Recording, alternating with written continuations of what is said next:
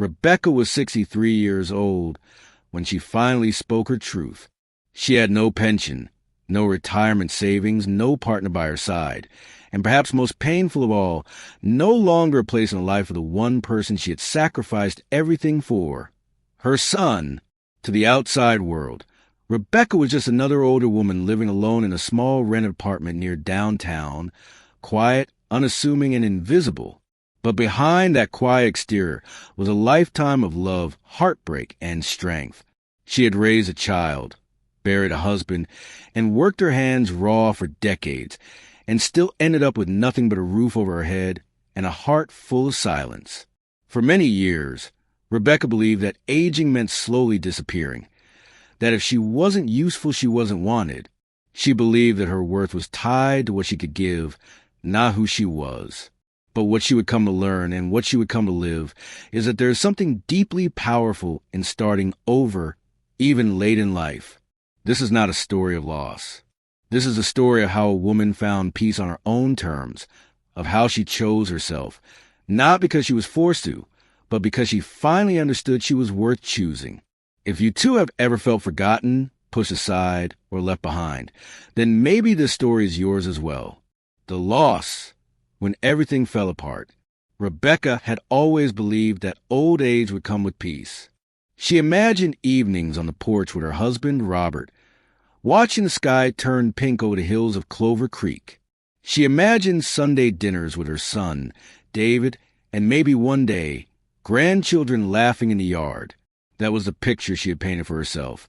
A quiet, simple life full of love. But life, as she would come to learn, doesn't always follow the plans we hold so tightly in our hearts. The day Robert died was cold. The sky had turned a dull gray by mid-morning, and a mist settled over the fields. Robert left the house before sunrise, just like he always did. He kissed her forehead, poured his coffee into a thermos, and said, "Don't wait up, Han." She never did, but that day she would have given anything to have waited. The call came around noon. A foreman with a heavy voice told her there had been an accident. A scaffolding collapsed. Robert was gone before the ambulance arrived. There was nothing anyone could have done. At first she didn't cry. Her hands trembled, but her eyes stayed dry. She hung up the phone and walked back to the kitchen, where a pot of beef stew had been left bubbling on the stove. She turned off the burner, sat at the table, and stared at the floor for what must have been hours. The funeral was a blur. People spoke. Hands touched her shoulder. Casseroles filled the counter. But Rebecca felt like she was floating above it all, watching someone else's life fall apart. A week later, the man from the construction company came to her door. He didn't make eye contact when he handed her a check. He said the company didn't carry proper insurance. He said they were barely staying afloat. He said $40,000 was the best they could offer. "If you want to fight it in court, that's your right," he said, not unkindly, but with a tone that made it clear it wouldn't help. "But the money won't be there. It's this or nothing." Rebecca looked at the check. Her hands were dry and cracked from years of work in the land, but they trembled like a leaf as she held that slip of paper. $40,000. It felt like a slap. It felt like blood money. Still, she took it. She folded the check and placed it in the back of the drawer, where she kept Robert's wallet, his reading glasses, and the watch he had worn every day for 20 years. She didn't tell anyone, not even David.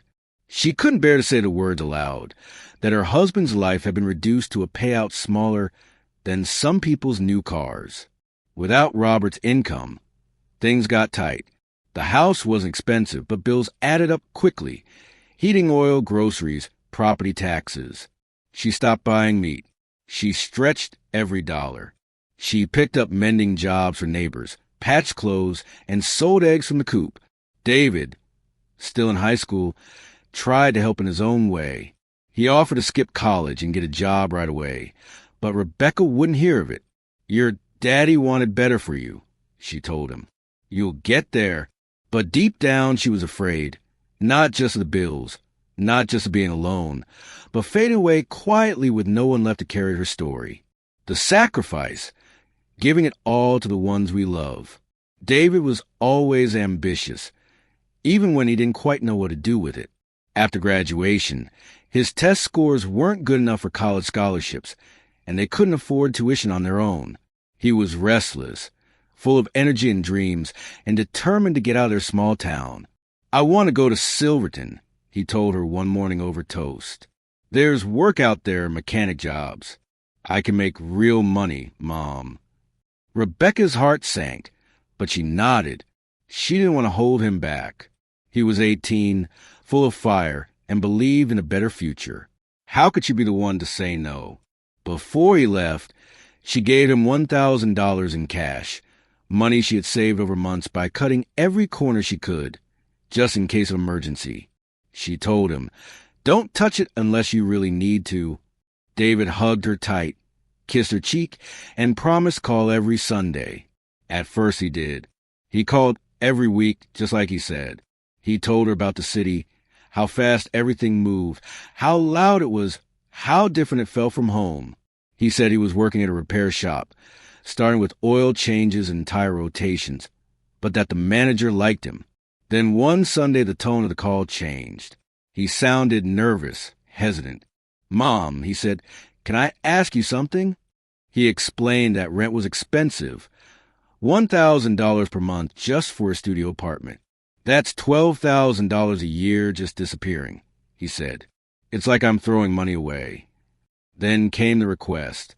If I had a little help, I could buy something, a small place. "I found a unit that's just the right size, and the bank will give me a loan, but I need help with the down payment. I was thinking maybe the money from Dad." Rebecca felt her chest tighten. That money had sat untouched for nearly 2 years. She thought of it as sacred. Robert's final gift, a safety net for emergencies, her backup plan if everything else fell apart. Still, David's voice was soft, full of hope. "It's for us, Mom. For you too. One day I'll bring you to the city. We'll live in the apartment together. When I make enough, you won't have to worry anymore." She wanted to believe him. She needed to believe him. So she said yes.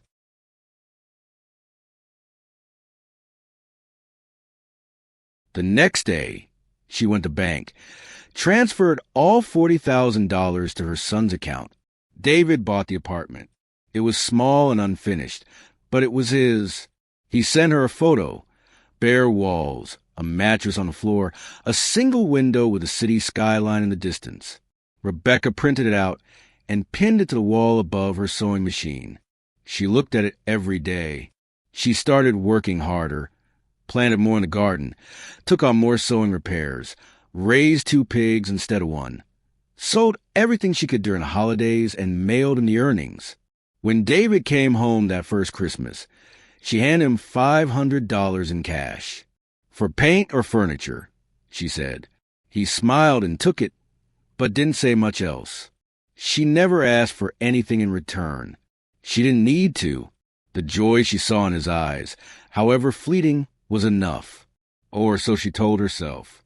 What she didn't know then, what she couldn't have known, was that this would be the beginning of a slow unraveling, one where promises faded into silence, one where love would be taken for granted, and one where Rebecca would have to find the strength to build a life again, not through her son, but through herself, the invisible mother, forgotten but still here.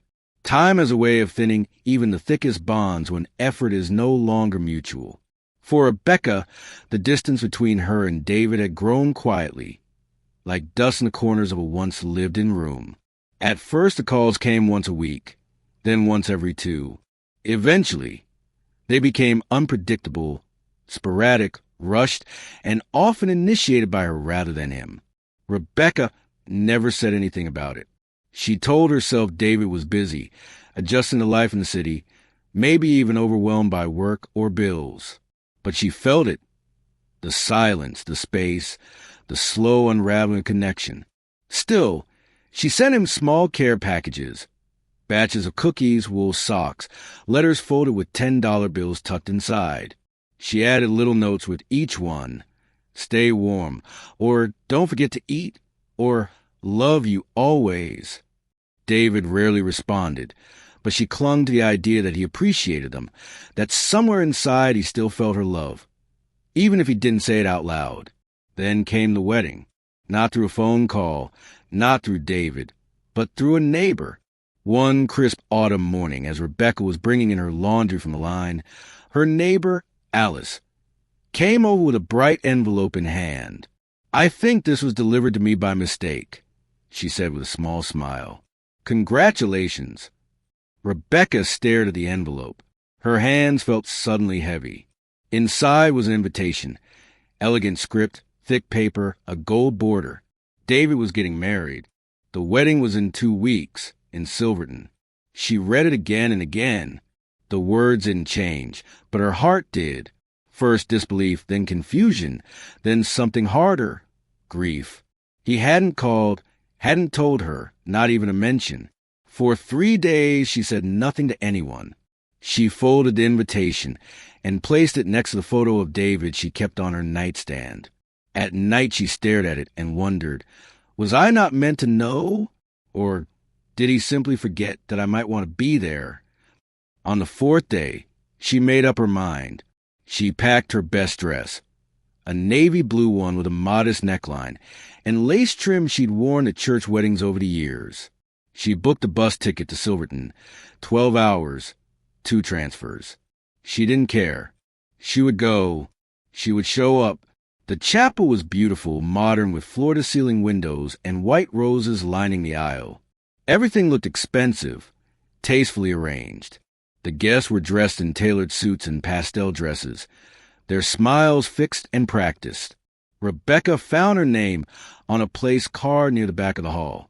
Her seat was in the last row, next to the door. She sat quietly, folding her hands in her lap. No one greeted her. No one asked who she was, not even David. When the music swelled and he walked down the aisle, he never looked in her direction, not once. Tears filled her eyes, but she blinked them away. She didn't want to cause a scene. She didn't want pity. She just wanted for a moment to feel like his mother again. But she didn't. During the reception, she lingered along the wall, watching from a distance. She saw her son dancing with his bride, laughing with her family, toasting with champagne. Rebecca tried to catch his eye. She raised her hand once, half-heartedly. He never looked over. No one asked her to join for photos. No one asked her to stand beside the bride and groom. It was as if she wasn't there at all. She left before dessert was served. That night in the small motel room near the bus station, Rebecca sat on the edge of the bed, her hands clasped tightly in her lap. The silence in the room was thick. She whispered into the darkness, not expecting an answer. "I don't think he saw me." The betrayal. Used, ignored, discarded. After the wedding, things became even quieter. David didn't call. Weeks turned to months. The packages Rebecca sent were no longer acknowledged. She left voicemails that went unanswered, sent birthday cards without reply. She told herself he was busy, starting his new life, adjusting to marriage. But deep down, she knew she was no longer part of the picture. Then one afternoon, she found out the most painful news of all, not from her son, but from a neighbor down the road. "David's a father now, isn't he?" Alice asked casually.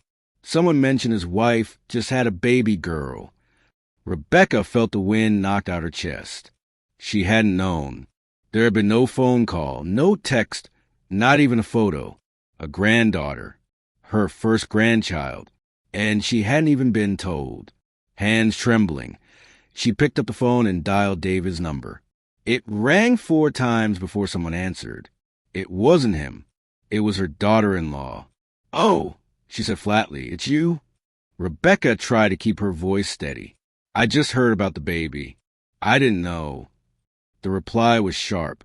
"Well, we've been busy. David has a lot going on.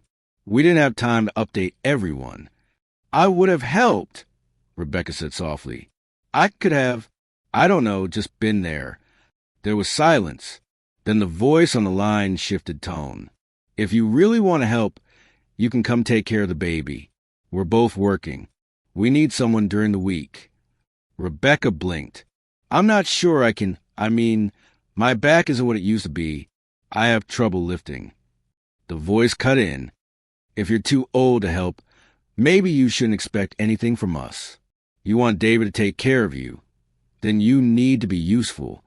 Those words struck deeper than any silence ever had. Rebecca stood in the middle of her kitchen, holding the phone like it was burning her hand. Her knuckles turned white. She said nothing more. She hung up, and for a long time she didn't move. The late afternoon light poured through the window, falling in golden strips across the floor. Outside, birds chirped like any other day, but inside her, something was shifting, something fundamental. It wasn't just pain anymore. It was clarity.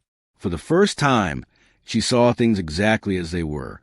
She had given everything, her money, her time, her heart, all of it without question. And now she was nothing but a burden, something to be used when needed, forgotten when not. She sat at the table, the one Robert had built decades ago, and stared out at the empty yard. And there, in the quiet, she made a decision. She would not beg. She would not wait for a phone call that might never come. She had spent a lifetime putting others first.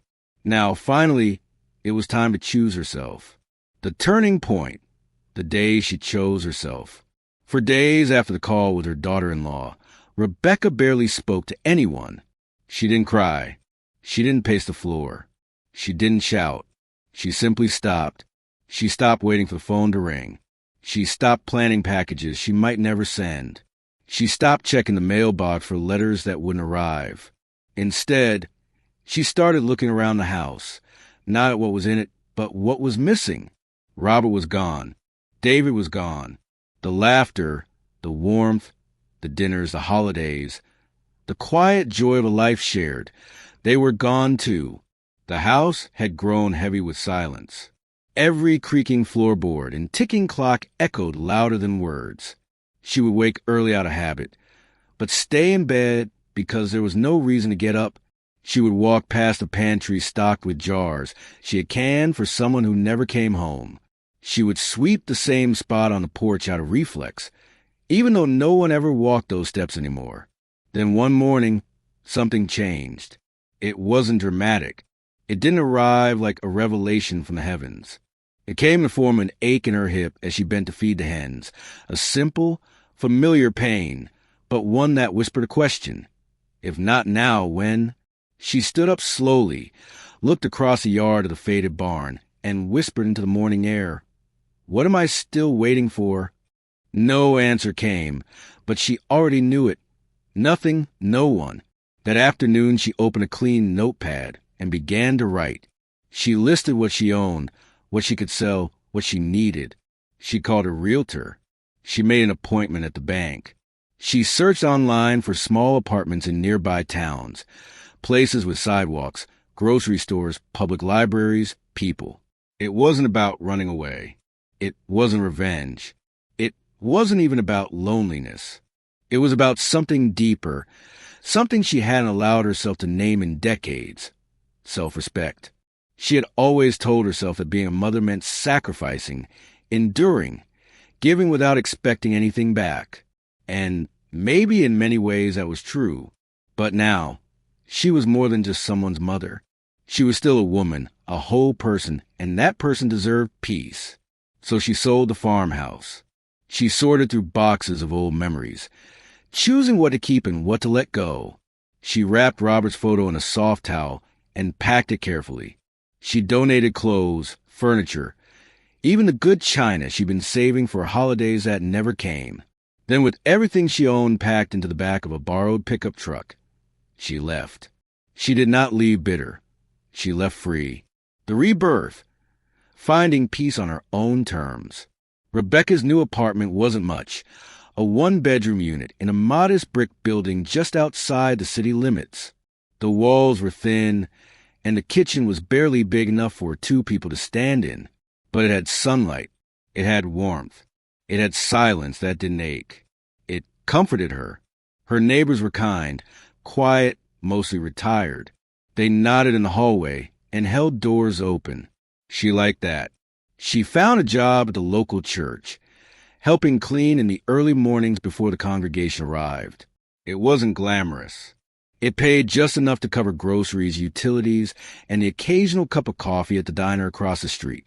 But the work gave her something she hadn't felt in years: purpose.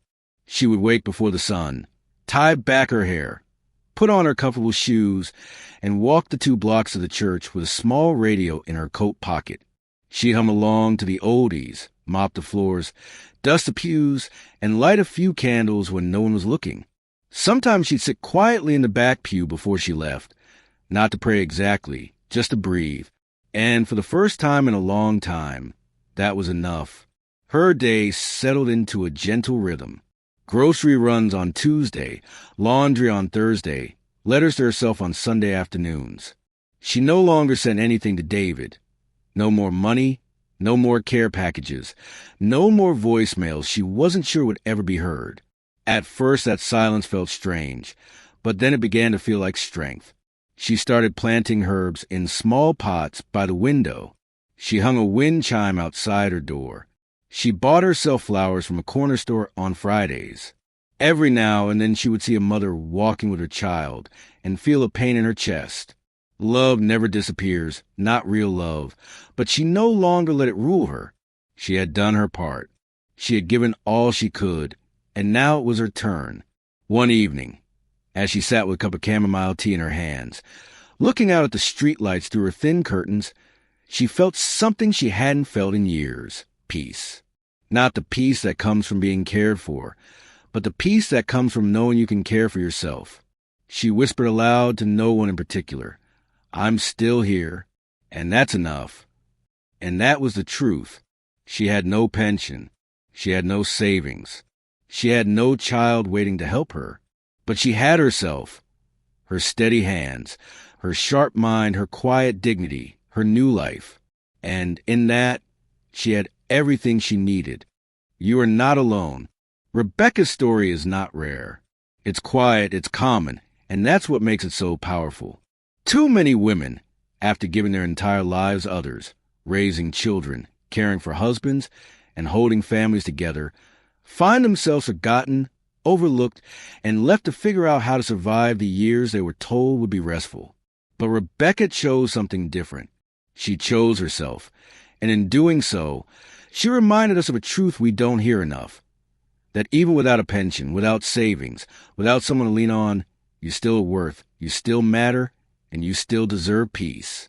So if you're listening right now, maybe sitting alone with a cup of tea, maybe feeling like the world has passed you by, please remember this: you are not invisible. You are not broken. You are not a burden. You are a woman with stories, with wisdom, with strength, and it's never too late to choose your own life on your own terms. You are not alone, and you never were. We hope you found inspiration in this powerful story.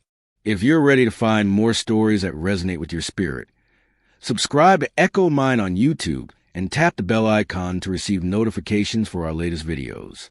For even more content that helps you navigate life's challenges and find inner peace, consider becoming an Echo Mind member. Your support helps us continue to create these powerful narratives. Find a link to our channel in the description below.